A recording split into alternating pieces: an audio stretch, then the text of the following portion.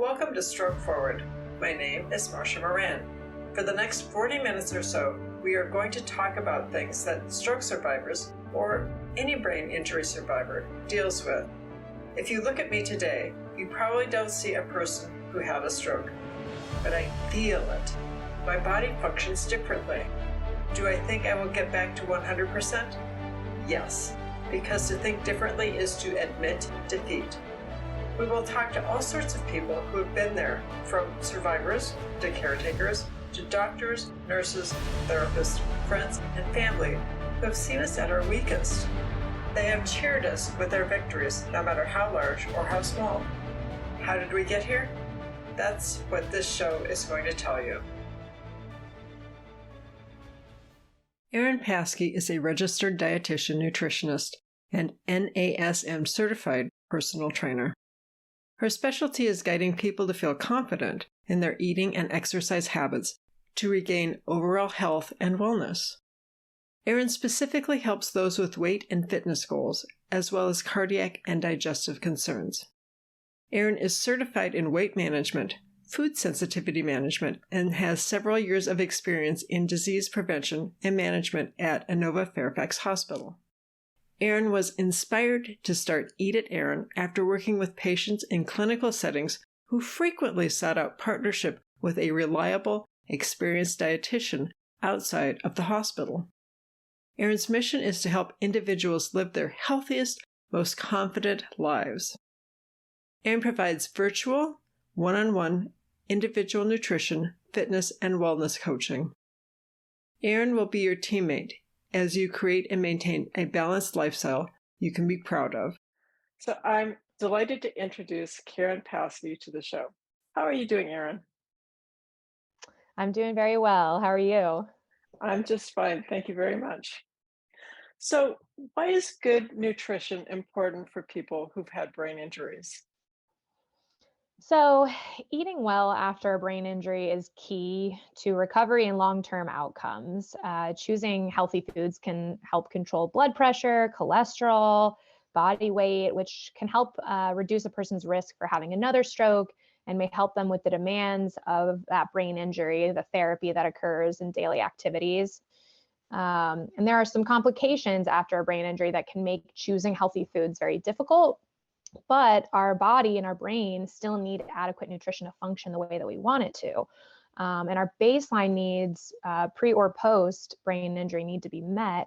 And in fact, for some, the brain and the body's protein and calorie needs increase and sometimes double the normal resting requirements after that brain injury. So what happens is our body is kind of in an anabolic state. What that means is that it's in a repair, construction, healing state. So when you think about it, food is fuel, right? So we need oftentimes more fuel or better fueling strategies to make sure that you're supporting your brain. So we need, balance and variety of nutrients, micro and macronutrients. And 1 in 3 stroke patients are likely to be malnourished. So a lot of times we think about eating less, but when it comes to nutrition and eating, but that's actually not as appropriate for most people. Okay. Interesting. So you mentioned macronutrients and micronutrients. What are they? Yes, great question. A question that I cover a lot. So micronutrients as opposed to macronutrients are comprised of nutrients that are needed in a smaller amount. So that's why we think micro versus macro. But macronutrients are protein, carbohydrates, and fat. Those are the 3 macronutrients. Okay. Technically, and these 3 macronutrients provide our body energy, which we typically think of as calories. Technically, alcohol it also gives our body calories, but we don't consider it a macronutrient because it's not really giving our body anything that it requires. It's more of, has more detrimental qualities versus giving our body the energy that it actually needs. But the micronutrients are comprised of vitamins and minerals, which are required in those small quantities to ensure normal metabolism, growth, and well-being overall. So I excuse me, I tend to help people with micronutrient testing because that is something that a lot of times at your normal doctor's visit, you might get, a 24-hour serum test or extracellular micronutrient testing. But to really understand how your body is absorbing these micronutrients, it's beneficial to get an intracellular micronutrient test to understand, on a deeper level how your body specifically, and personalizing your diet to make sure that you're getting in these nutrients and they're actually going where they need to go, and making sure that your blood levels are up to par. Interesting. So I had a blood test, actually two blood tests done after my stroke. And the doctor said that I was allergic or sensitive to 50. And yes, I am saying 50 things. Mm, So tell me what the difference is between an allergy, intolerance, and a food sensitivity. yeah. So it's a very common misconception between the three. So, food intolerances refer mostly to the inability to process or digest a certain food. So, oftentimes we'll have some type of indigestion symptoms, such as, bloating, gas, constipation, diarrhea, or just a stomach pain. It'll be very localized to the gut. So, for example, a lactose intolerance is what we think about most often, which is an intolerance to dairy.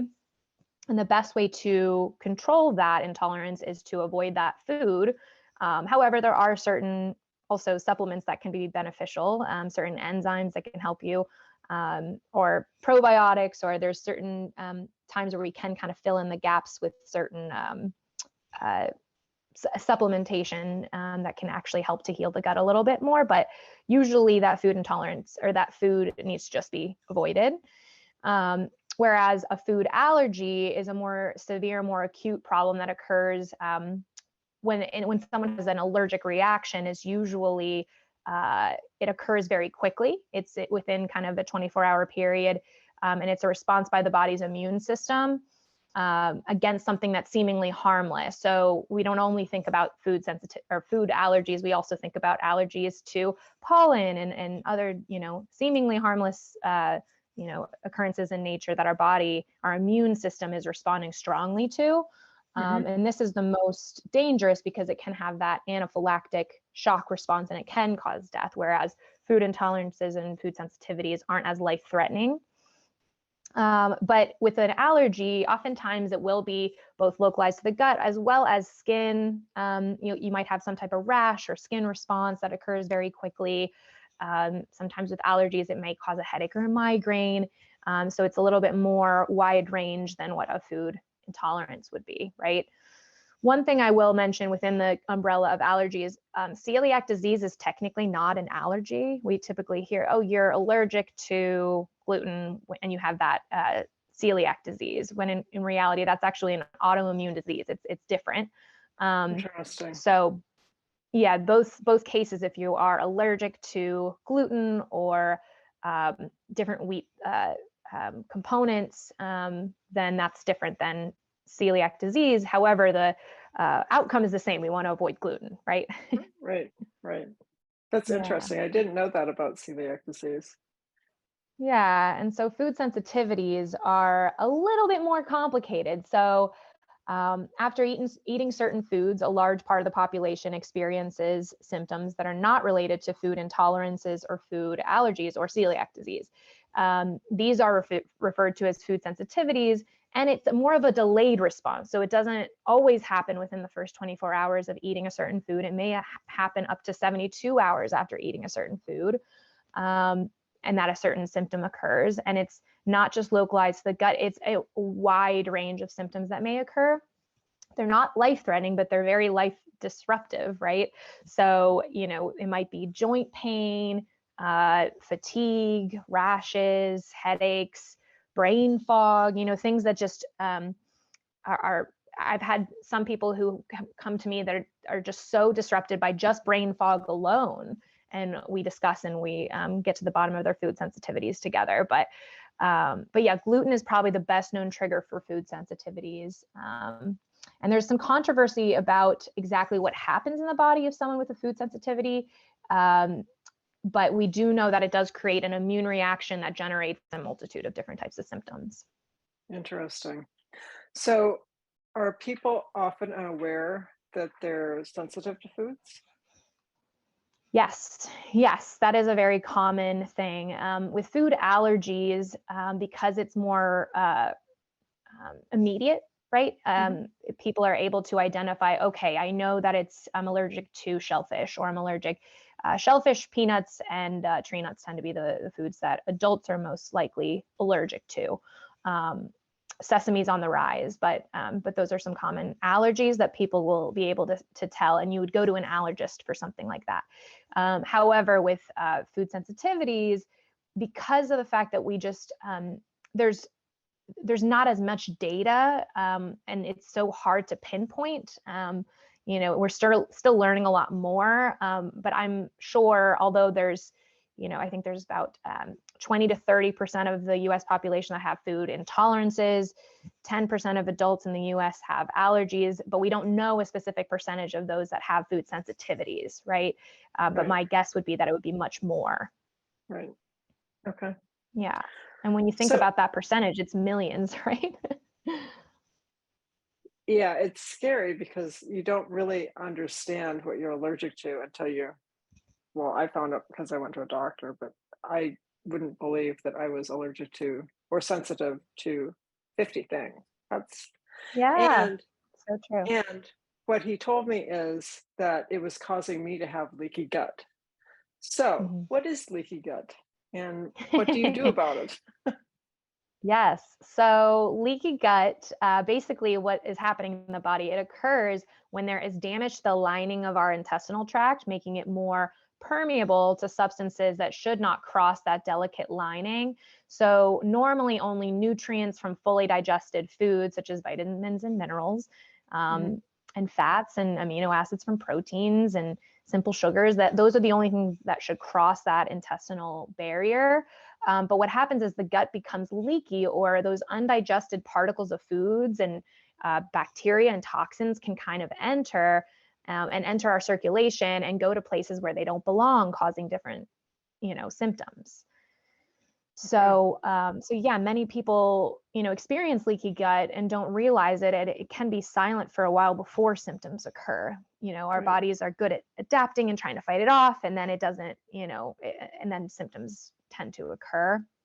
But yeah, leaky gut does occur, whether from celiac disease or something known as SIBO, small intestinal bacterial overgrowth, is another thing that can kind of breach that intestinal tract. Um, but then the most common food sensitivities are the main cause and symptoms associated with leaky gut. And as I mentioned, gluten being the number one that is can cause that, because it's not just leaky gut, or it is leaky gut. It's not just the sensitivity. It's gluten itself can often cause a rise in something called zonulin, which is a chemical, and that directly can open up those tight junctions and lead to leaky gut. So that is something that some people will find they need to kind of take breaks from gluten and re-add it back in.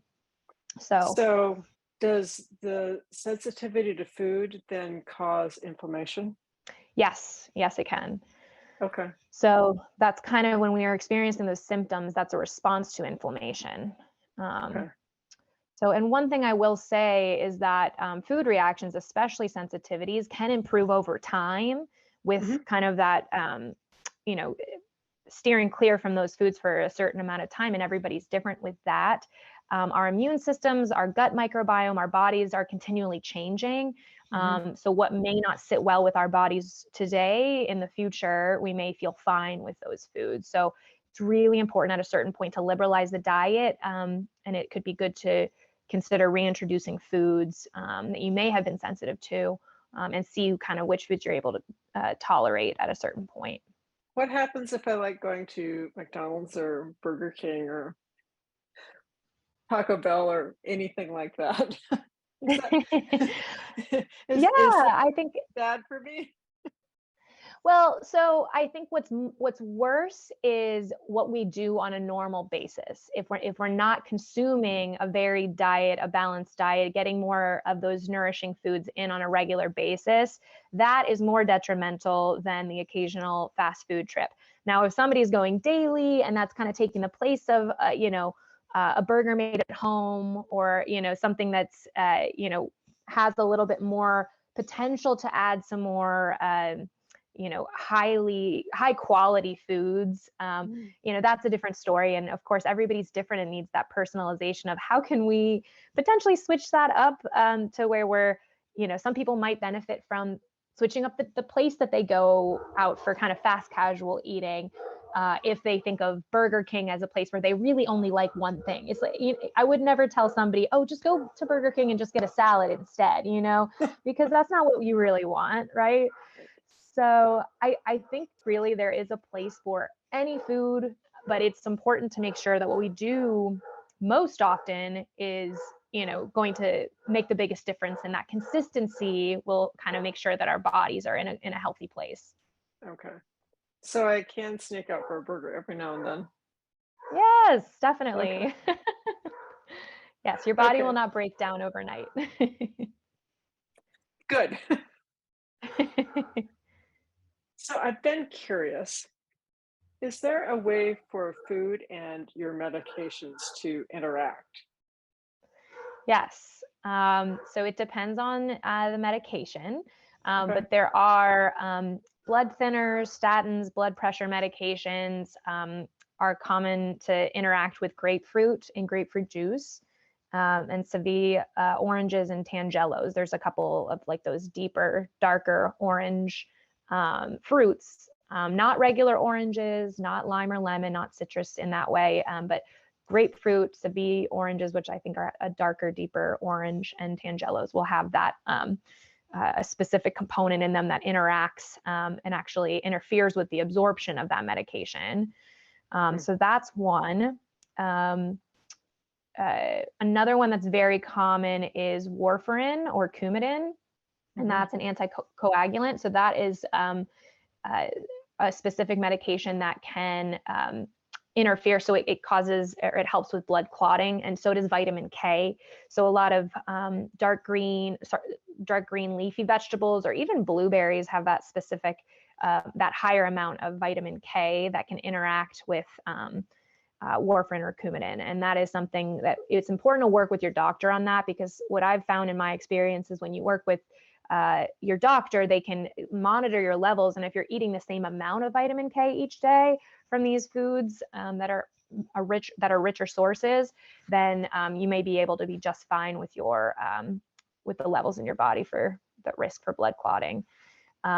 Other specific foods that are common, alcohol can interfere. And we hear don't take medications with alcohol, but also even consumed hours apart, there can be impact on mixing them. So it just depends on the person to person, but we don't want to abuse alcohol for that reason, among the many reasons, right? Right. And then dairy is another one. So dairy is a very rich source of calcium, which can interfere with some antibiotics and some iron supplements. So iron and calcium are competing in the body. So you don't want to take calcium supplements with iron supplements. That's just another thing to think about. But you also shouldn't you shouldn't consume dairy with calcium channel blockers, which is a blood pressure lowering medication, which is common with a lot of brain injuries. So so that's just one to be aware of, not taking your meds at the same time that you have dairy. So are you saying that I can have dairy like 2 or 3 hours after I take my medicines then? Yes. Okay. Yeah. So yeah, as long as you don't have a negative response to dairy, then you can definitely, going back to that intolerance conversation, but yes, you can definitely still consume dairy safely at the outside of those time windows that you're still working to break down that medication. Okay. And I would say the last one that I would say is that doesn't always come up, but it can, because oftentimes someone who it's a very common when someone's treating depression, They're called MAOIs, monoamine oxidase inhibitors. And what that drug can interfere with is the breakdown of tyramine. And tyramine is an amino acid found in a lot of different foods. So high levels of tyramine in the bloodstream can also lead to an increase in blood pressure. So that's why with those specific MAOIs, we don't want to also be eating high tyramine foods at the same time. So chocolate, processed meats, aged or matured cheese, and soy products are high in tyramine. And there are others. So, if someone is taking that, just, doing a Google search and understanding what are some high tyramine foods. It sounds like if you have a test and you find out you're allergic or sensitive to a number of foods, you're going to have to change your diet. What do you recommend for the person who's starting out with that? Like, I don't know what to buy. Yeah, so it does depend on if someone is doing a food sensitivity test. The test should ideally show a list of many, many foods that you can eat. And so working with a dietitian to utilize those foods versus saying, just avoid the foods that you can't have. And that is just so much easier said than done. So, yeah. But usually, for example, with the MRT test, so that is a mediator release test, and some dietitians offer that. It includes 175 foods that are tested, and maybe 15 to 20, maybe, someone might be sensitive to. When you're sensitive to 50, I guarantee you there's varying intensities for how severe that response in your body is. Yeah. So I wouldn't be avoiding 50 foods for life. Is just another thing to keep in mind. But just recognizing that, creating a list of all the foods that you can eat and categorizing that, right? Because we do want the protein, we do want carbs, we do want fats. And I know you asked me a little bit more about the macros, which I didn't necessarily touch as much on that as the micronutrients, but we need all three for optimal nutrition, for your muscles, for both protein and carbs, for your hormones with fats, and just the regulation of thermogenesis in the body, making sure that you're warm enough. There's so many different reasons we need fats, we need carbs, we need proteins. And we need to ideally have the balance between the three at each meal. So if you're sensitive to a lot of foods, sometimes it's challenging. So we want to focus on the foods that we can have is my first thing to recommend. And again, creating lists and recognizing these are foods that are rich in proteins, these are foods that are rich in carbs, these are foods that are rich in fats. And then also these are foods that will give me those micronutrients, those vitamins and minerals. So those colorful foods, whether it be fruits or vegetables, to get more of. And to make sure that you're able to have 3 balanced meals a day, and kind of considering that we're human and we want to have varying textures and different types of foods at different times. So, making sure that you have, snacks on hand, foods that are crunchy, foods that are creamy. If we can't have dairy, what's that nut or specific grain that can be kind of blended up, or how can we make these foods that are creamy? How can we make certain foods that give us a texture and mouthfeel that we look forward to? So there's a lot of things that we don't think about, and that can kind of lead to us feeling like, oh my gosh, forget it. Let me just throw in the towel and run to Burger King, right? So right. I think it's it's important to work with a dietitian so that way you can come up with strategies and have support, and kind of come up with a plan that is personalized to you. Interesting. You've talked a lot about eating. Do you talk about exercise when you're working with clients? Oh, definitely. Definitely. Right. You've got somebody who has had brain damage, and they're mobile, so they can walk around. What kind of exercises do you think would work better for them? So I think that it's important, regardless of the person, to have a variety between strengthening, lengthening, and cardio. And there are varying ranges of how people can kind of work on these 3 categories, right? So it's not saying that you have to go and out and run to get your cardio. What would work for you? Would it be walking? Could it be biking? Could it be dancing? Is it an arm bike because, your brain's not able to kind of send the right communication to your legs? There's ways to get your heart rate up that can kind of check off the box for cardio, right? with strengthening, the same thing applies. You don't have to think just strength training when it comes to heavy lifting, right? It can be many different applications of strength training. It can be weight-bearing yoga or Pilates, anything that really can include, whether it be a dumbbell, a medicine ball, resistance bands. There's all kinds of ways that you can get some weight-bearing activity in, but that is crucial for any specific person.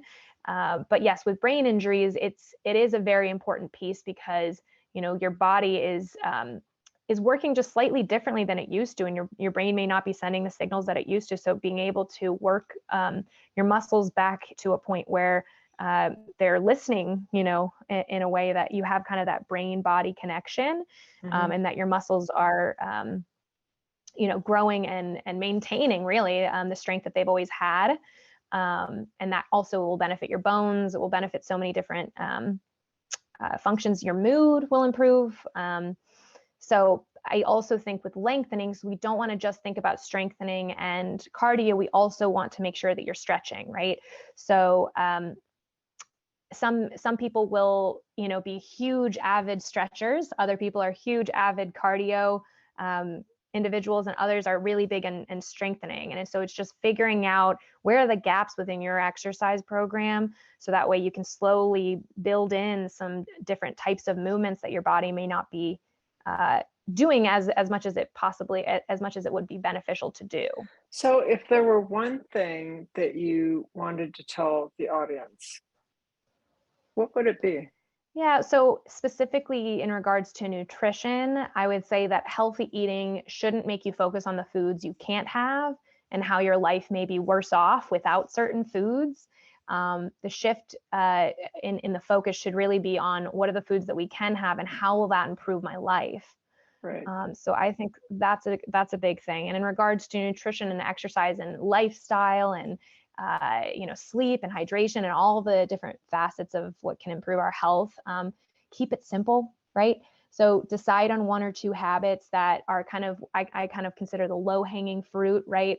And start with kind of SMART goals to make progress towards those. So SMART, kind of being an acronym to kind of make sure that we're setting ourselves up for success appropriately. So that way we are able to make strides in areas that will just improve our overall health and life. Okay. So how can people reach you? So I'm best reached by email, nutrition@eatwitherin.com. You can also, there's a message feature on my website, eatwitherin.com, so you can reach out to me that way. And yeah, I'm also on social media, but not a huge presence. I kind of not a huge fan for my own balance and happiness, but I think email is probably the best for me. Okay. Well, thank you for taking the time to speak with me today, Erin. It's been a blast. Thank you, Marcia. Yeah, this has been fun. Thank you for inviting me. Thank you for listening to Stroke Forward Podcast. If you enjoyed the podcast, please like it on Facebook, LinkedIn, or anywhere else you heard it. If you want a copy of Just Say Yes to Life, please order it from Amazon.com. The proceeds go to Stroke Awareness Oregon, an amazing nonprofit that educates about stroke causes, prevention, and treatment options. The book, Stroke Forward, is also available on Amazon.com.